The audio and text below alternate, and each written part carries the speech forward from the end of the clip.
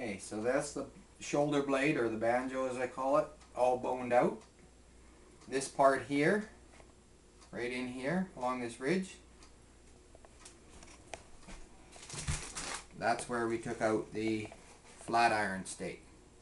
And we just followed the seam down and took it out, and I can follow that right out, and you got two thin stakes, but they're very tender.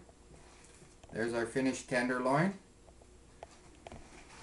And what you can do with the tenderloins, I'll just move this briefly here, is if you take the tenderloins and cut them about a 1 inch thick or so into medallions, or you can butterfly them, so you just take them almost all the way through on one cut and then the other, and that's a butterflied one, and these are medallions.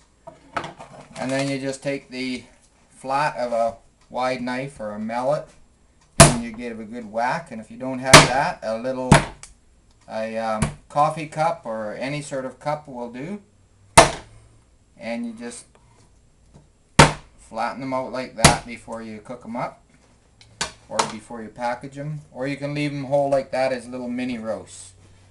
So those are for the tenderloins. Now this here is the sirloin tip that we took off, and I'm just going to remove the cap here now. So what I'm going to do is just follow along the seams, and once it gets going you can pretty much pull most of that apart.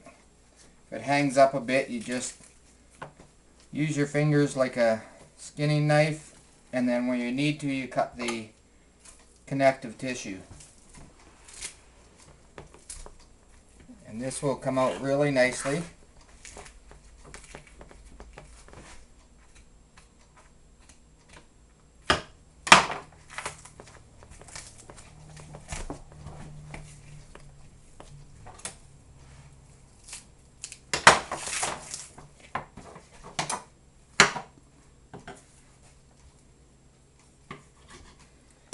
There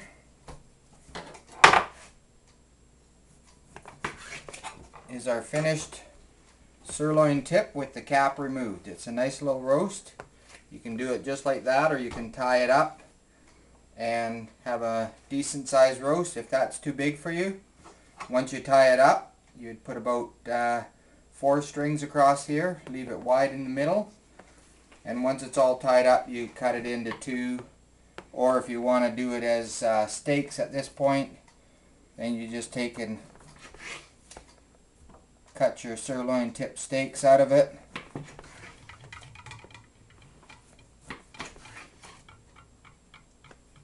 And then what I would do here is you either continue on cutting your steaks, or this is a nice little roast there, and you've got 3 nice sirloin tip steaks there. Alright, that's it for there.